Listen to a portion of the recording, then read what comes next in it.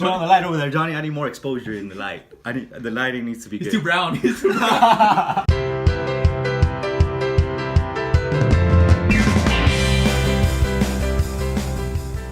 Alright, YouTube, we're here with Jonathan. We just topped 8, ProjectCCG. He plays Sky Striker. It's very generic. He didn't want to make the deck list deck profile, but we're gonna do it anyways.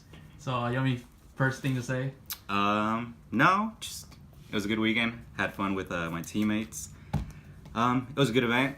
For the first YCS, that was a 3v3. Actually, I thought it was ran really well. The judges, the players, the rounds, the time, everything was great. So, yeah, that's all I had to say. Just to get. And you were forced to come. I was forced to come. Yeah, I didn't want to come. So I guess it just worked out that way.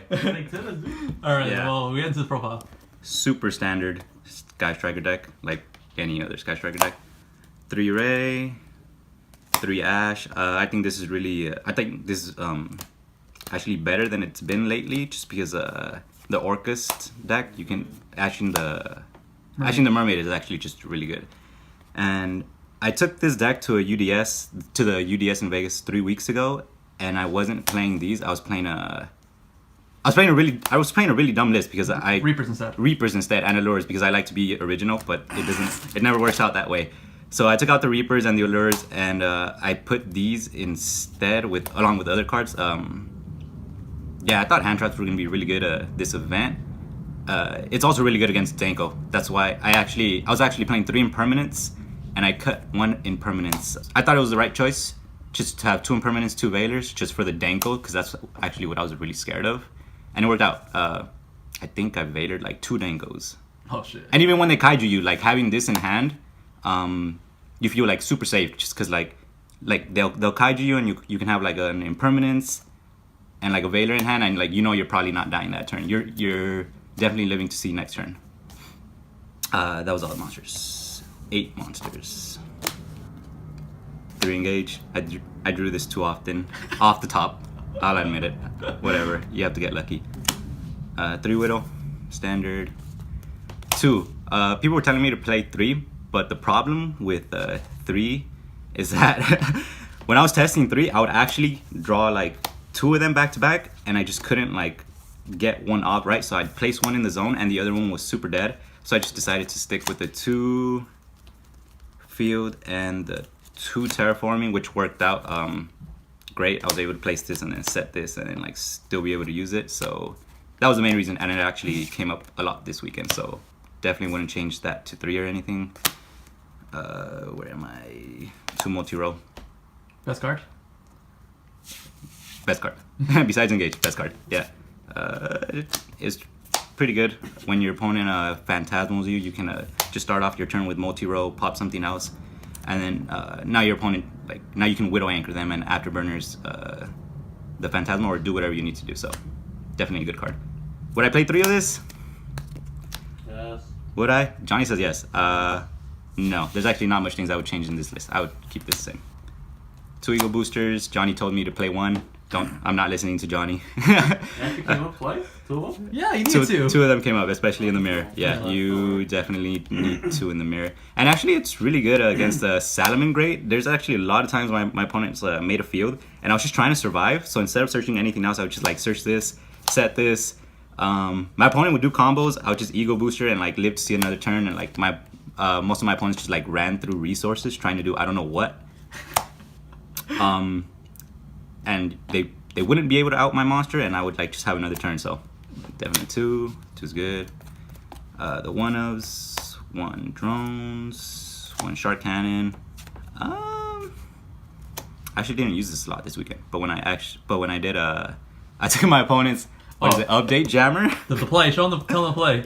Oh, okay. So essentially, my opponent had a Top Logic Bomber and the Transcode Talker. So right, they were 28 3000. I had no way of outing it because apparently Transcode says that you can't target anything that's code linked.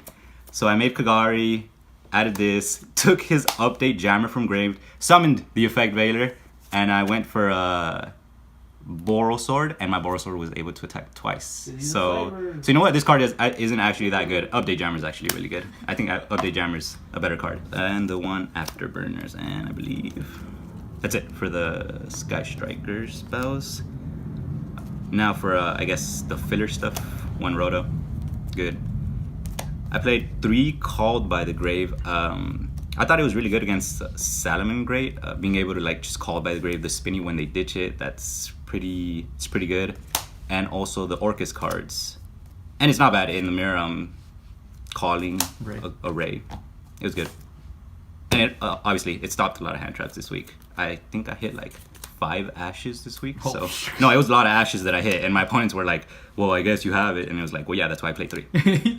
So 3 Foolish Goods and the 1 Fusion. You have to play 3. You want to fill up your grave as fast as possible. You want to get those engaged draws, and you want to be able to fill it up for Widow Anchor, because people like Johnny play Thunders. Yeah. Upside. Double Twin. I wasn't playing this. I actually don't know how I feel about this. I played Pendulum. I didn't draw it against Pendulum. I played True Drago. I didn't draw it against True Drago. I usually just like popped one of their cards in my area 0, and it was okay. But moving forward, I feel like I'd still keep it in just because I don't see myself needing anything else. So yeah, these were good. Swim Permanence was playing 3, cut down to 2. Second Veiler. Yeah, it was good. I saw it. Did its job. And then last 2 cards, 2 summon limits In the main deck. Oh. It was probably the worst life decision I've ever made. Not because I think it's a bad card. I actually just didn't draw it a lot. And the times I drew it, it actually got Twin Twistered. Or my opponent had Pankratops.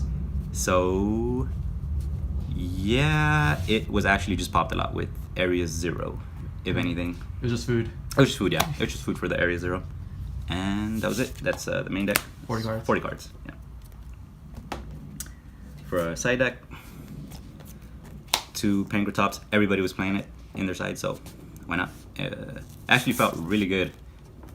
Going second and opening this in your hand, you just feel really good about like summoning, attacking something, popping something, baiting something, and then you're able to, what do you call it, main phase 2, if your opponent actually just doesn't want to like negate this for some reason, you can like just like, you have the multi-roll and you have the area 0, target it, and then you get to pop another card. So I think it just adds a lot of pressure to your opponent. A lot of decisions they have to make. 2 Pankratops, 2 Drows for the mirror, for Thunder Dragon Danger. Drew it once, I believe, but I was winning that game anyway, so I'd still keep it though. 3 Ogres, these were good. I played 2 True Dracos, and yeah, I played 2 True Dracos. I played 1 Thunder Dragon, and I didn't see it when they went Sork, so I just lost. The 3rd Twin, 3 Mind Control. I played, I think, like around like 4 or 5 mirrors, and I actually didn't see this. I saw this until top 16. Top 8, I'm sorry, in our top 8 match, and I used it, but I lost. So moving forward, these would probably go out for shared rides, just because in the mirror, you're not, since you can't actually kill your opponent, like, you're able to go first or second and set the shared ride, and that's, like, that essentially stops their turn, unless they ash it, but that's whatever. Yeah, they were good at this event, but probably take them out for future events. 3rd Summon Limit, worst card probably in the deck. And 3 Heavy Storm Dusters. I played Pendulum and I played True Drago, so that was a good card. And now for the extra token, Sky Tracker token. 3 Shizuku, 3 Kagari, the 3 Hayate, 1 Akena. I don't think I summoned it, all of it, until... Yeah, no cheesing, because 45-minute rounds. Yeah, they're 45-minute rounds, and then top cut was 50-minute rounds, so you actually couldn't, like, scumbag your win.